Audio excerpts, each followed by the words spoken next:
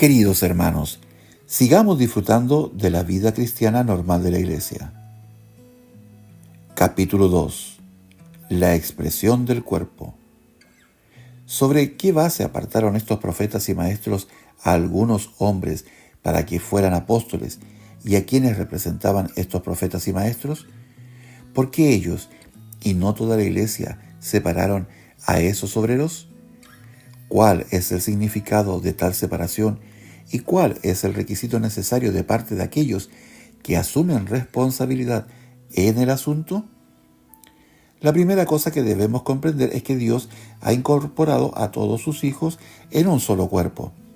Él no reconoce ninguna división de su pueblo en varias iglesias y misiones.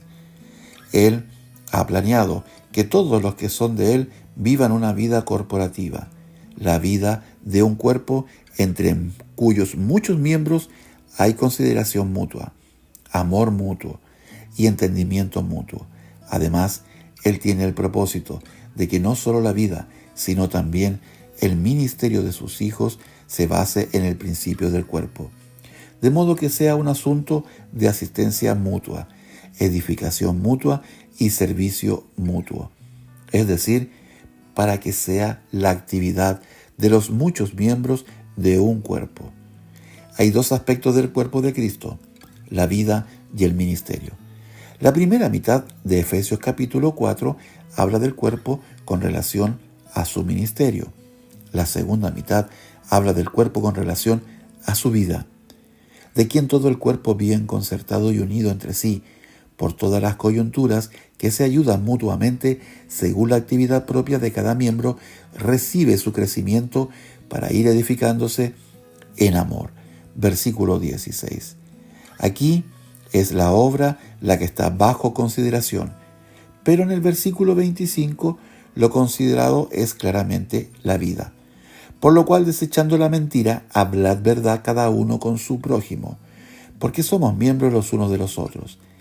En el capítulo 12 de Romanos vemos cómo los miembros deben preocuparse los unos por los otros.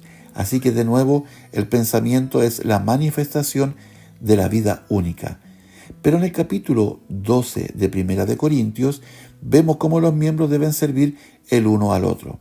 Así que el pensamiento en ese pasaje es la manifestación del ministerio único. Cuando hablamos del único cuerpo, enfatizamos la unidad de la vida de todos los hijos de Dios. Cuando hablamos de sus muchos miembros, enfatizamos la diversidad de las funciones en esa unidad. La característica de lo anterior es vida. La característica de lo posterior es trabajo. En un cuerpo físico los miembros difieren los unos de los otros.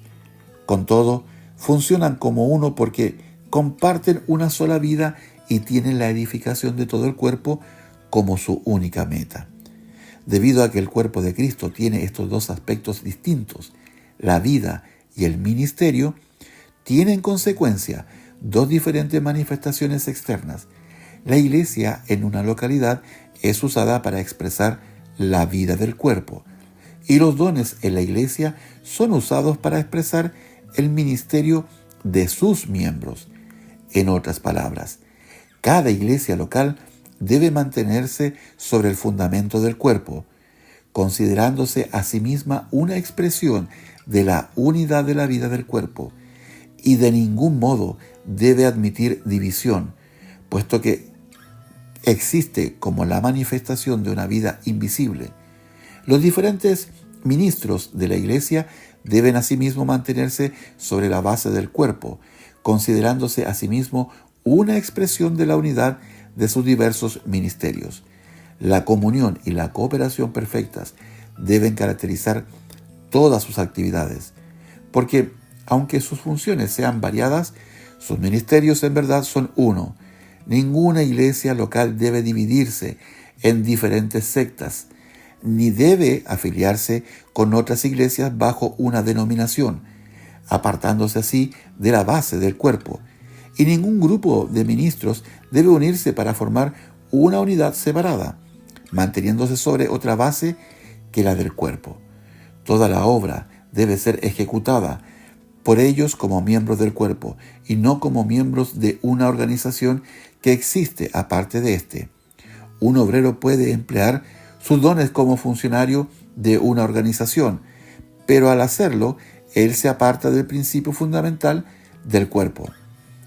Una lectura superficial de Efesios capítulo 4, versículos 11 y 12, podría llevarnos a concluir que los apóstoles, profetas, evangelistas, pastores y maestros funcionaban fuera del cuerpo, porque fueron dados por el Señor a su iglesia para edificación de esta. Versículo 12. Pero el versículo 16 aclara que no están fuera del cuerpo para edificarlos. Ellos buscan edificarlo desde el interior. Ellos mismos son parte del cuerpo, y eso es solo al tomar su lugar correspondiente en él como miembros ministrantes, que todo el cuerpo es edificado. Que las iglesias son la expresión local del cuerpo de Cristo es un hecho establecido, de manera que no necesitamos ahondar en eso ahora. Sin embargo, se requieren algunas explicaciones sobre los ministros dotados a quienes Dios ha puesto en la iglesia como la expresión del ministerio del cuerpo. En 1 Corintios capítulo 12, Pablo claramente trata la cuestión del servicio cristiano. Él compara los obreros a diferentes miembros de un cuerpo y muestra que cada miembro tiene su utilidad específica y que todos sirven al cuerpo como pertenecientes a él y no distintos de él. En el versículo 27 escribe: Vosotros, pues, sois el cuerpo de Cristo, y miembros cada uno en particular. Y en el siguiente versículo dice: Y a unos puso Dios en la iglesia primeramente apóstoles, luego profetas, lo tercero maestros, y luego los que hacen milagros, después los que sanan, los que ayudan, los que administran y los que tienen don de lenguas. Un estudio de estos dos versículos aclara que los ministros dotados que se mencionan en el versículo 28 son los miembros mencionados en el versículo 27 y que la iglesia que se menciona en el versículo 28 es el cuerpo mencionado en el versículo 27. Por lo tanto, lo que los ministros son para la iglesia es lo que los miembros son para el cuerpo.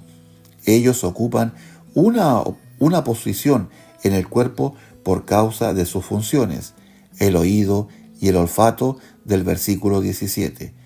Los ministros dotados son los miembros del cuerpo que funcionan y todas sus operaciones las llevan a cabo como miembros. Ellos no son para la iglesia lo que las manos, los pies, la boca y la cabeza son para el cuerpo físico. Los siervos de Dios no ministran a la iglesia como si estuvieran aparte de ella, sino como sus miembros. Ellos están en el cuerpo, sirviéndole por el uso de sus facultades que ellos, como miembros, poseen. Una iglesia en cualquier localidad es una expresión de la vida única del cuerpo, mientras que sus ministros son la expresión de la diferencia a la vez de la unidad de su ministerio. El capítulo 12 de 1 Corintios trata el tema del cuerpo de Cristo no en el aspecto de su vida, sino en el aspecto de su obra. Todo el capítulo se ocupa del asunto del ministerio y en él se habla de aquel ministerio como el funcionamiento de los diferentes miembros, de lo cual es evidente que en el pensamiento de Dios todo el ministerio se basa en el principio del cuerpo. El ministerio es la expresión práctica del cuerpo, una expresión de la diversidad en unidad de sus varios miembros. Por lo tanto, vemos que cuando se expresa el aspecto de vida del cuerpo de Cristo, allí se tiene una iglesia local. Y cuando se expresa el aspecto de la obra, allí se tiene una manifestación de los dones que Dios ha dado a su iglesia. Al leer 1 Corintios capítulo 12, versículo 28, uno no puede dejar de sorprenderse por la notable diferencia entre la descripción de los primeros 3 dones y los 5 restantes. Pablo, bajo la inspiración del Espíritu, toma especial cuidado al enumerarlos. Primeramente apóstoles, luego profeta, lo tercero maestros. Los primeros tres están enumerados específicamente, pero no el resto, y son marcadamente distintos en su naturaleza, así como en su enumeración. Ellos son hombres, el resto son cosas. Los tres dones del Señor a su iglesia, mencionados primeramente, apóstoles, profetas y maestros, son distintos de los demás. Ellos son ministros de la palabra de Dios y su función, la de edificar el cuerpo de Cristo. Es la función más importante en la iglesia. Ellos son los representantes del ministerio del cuerpo.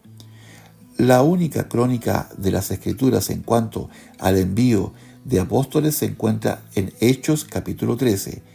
Y allí vemos que son los profetas y maestros quienes los apartan para su ministerio. Las Escrituras no proporcionan precedente para la separación y el envío de hombres por uno o más individuos, ni por una misión u organización. Aún el envío de obreros por una iglesia local es una cosa desconocida en la palabra de Dios. El único ejemplo que se nos da es la separación y el envío de apóstoles por los profetas y maestros. ¿Cuál es el significado de esto? En Antioquía los profetas y maestros fueron escogidos por Dios para apartar a Bernabé y a Saulo para su servicio, porque ellos eran los miembros ministrantes de la iglesia, y esta separación de los apóstoles era cuestión de ministerio más que de vida. Si se hubiera relacionado con la vida y no específicamente con el servicio, entonces hubiera sido un asunto de toda la iglesia local, y no simplemente de sus miembros ministrantes. Pero nótese que aunque Bernabé y Saulo no fueron apartados para la obra por toda la iglesia, ellos fueron enviados no como representantes de unos cuantos miembros escogidos, sino como representantes de todo el cuerpo. El ser apartado por los profetas y maestros denota que ellos no salieron en forma individualista, ni sobre la base de organización alguna, sino sobre el fundamento del ministerio del cuerpo. El énfasis, como hemos visto, estaba en el ministerio, no en la vida, pero era un ministerio representativo de toda la iglesia, no de una sección de ella en particular. Esto es claramente expresado por la imposición de manos. Como hemos visto, la imposición de manos habla de la unidad. Levíticos capítulo 1, versículo 4. Y la única unidad conocida entre los hijos de Dios es la unidad del cuerpo de Cristo. Así que los profetas y maestros, al imponer las manos sobre los apóstoles, se mantenían definitivamente sobre el fundamento del cuerpo, actuando como sus miembros representativos. Su acción identificaba a toda la iglesia con los apóstoles e identificaba a los apóstoles con toda la iglesia. Estos profetas y maestros no se mantuvieron sobre una base individual para enviar a los apóstoles como sus representantes personales, ni se apoyaron ellos sobre la base de alguna compañía selecta para enviarlos como representantes de esa compañía en particular, sino que se mantuvieron en el principio del cuerpo como sus miembros ministrantes y apartaron a estos dos para la obra del Evangelio. Por su parte, los dos, siendo así apartados, salieron no para representar a ningún individuo en particular ni a ninguna organización en especial, sino para representar al cuerpo de Cristo, y solamente al cuerpo de Cristo. Toda obra que es verdaderamente bíblica y verdaderamente espiritual tiene que proceder del cuerpo y debe ministrar al cuerpo. El cuerpo debe ser la base sobre la cual el obrero se mantiene, y solamente esta debe ser la esfera en la cual él obra. En dos ocasiones distintas, Pablo recibió imposición de manos, primeramente cuando creyó en el Señor, Hechos capítulo 9, versículo 17. Luego, en la ocasión en consideración cuando fue enviado de Antioquía. Aquella expresó su identificación con la vida del cuerpo. Esta, su identificación con el ministerio del cuerpo, aquella lo declaró miembro del cuerpo por haber recibido la vida de la cabeza. Lo declaró mientras ministrante que obraba no como individuo aislado, sino en relación con los otros miembros como una parte del gran total. Al enviar de Antioquía a Bernabé y a Saulo, los profetas y maestros no representaban una iglesia o misión, representaban el ministerio del cuerpo. Ellos no eran la iglesia entera, solamente era un grupo de siervos de Dios. Ellos no llevaban ningún nombre especial, no estaban regidos por ninguna organización especial y no estaban sujetos a reglas establecidas. Sencillamente, ellos se sometieron al control del Espíritu y apartaron a aquellos a quienes Él había apartado para la obra a la cual Él los había llamado. Ellos mismos no eran el cuerpo, pero se mantenían sobre el fundamento del cuerpo, bajo la autoridad de la cabeza. Bajo esa autoridad y sobre esa base, ellos apartaron hombres para ser apóstoles, y bajo esa misma autoridad y sobre el mismo principio, otros pueden hacer lo mismo. La separación de apóstoles sobre este principio significará que los hombres enviados podrán variar. Aquellos que los envían podrán ser diferentes, y la hora y el sitio de su envío podrán ser distintos también. Pero puesto que todo está bajo la dirección de la única cabeza y sobre la base del único cuerpo, aún así no habrá división. Si Antioquía envía hombres sobre la base del cuerpo y Jerusalén manda hombres sobre la base del cuerpo, todavía habrá unidad interna a pesar de toda la diversidad externa. Cuán maravilloso sería si no hubiera representantes de diversos cuerpos terrenales, sino únicamente representantes del cuerpo, el cuerpo de Cristo. Si millares de iglesias locales, con millares de profetas y maestros, enviaran cada uno millares de obreros diferentes, habría una diversidad externa enorme. Pero con todo, aún podría haber una perfecta unidad interna. Así todos fueran enviados bajo la dirección de la única cabeza y sobre el fundamento del único cuerpo. Que Cristo es la cabeza de la iglesia es un hecho reconocido, pero ese hecho necesita recalcarse en cuanto al ministerio, así como en cuanto a la vida de la iglesia. El ministerio cristiano es el ministerio de toda la iglesia, no simplemente de una sección de ella. Debemos asegurarnos de que nuestra obra no esté sobre una base menor que el cuerpo de Cristo. De otra manera, perderemos a Cristo como cabeza, porque Cristo no es la cabeza de ningún sistema, misión u organización. Él es la cabeza de la iglesia.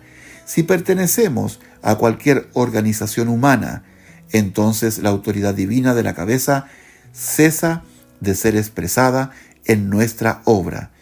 En las Escrituras no encontramos rastro alguno de que organizaciones hechas por el hombre envíen hombres a predicar el Evangelio. Solamente encontramos representantes del ministerio de la iglesia bajo la guía del Espíritu y sobre el principio del cuerpo, enviando a aquellos a quienes el Espíritu ya ha apartado para la obra.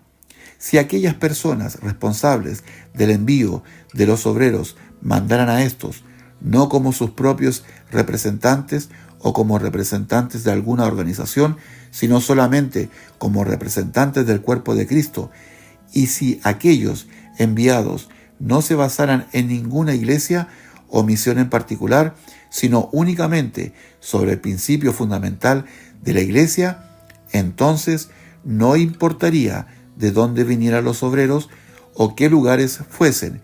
Siempre sería posible tener cooperación y unidad y se evitaría mucha confusión en la obra. Jesús es el Señor.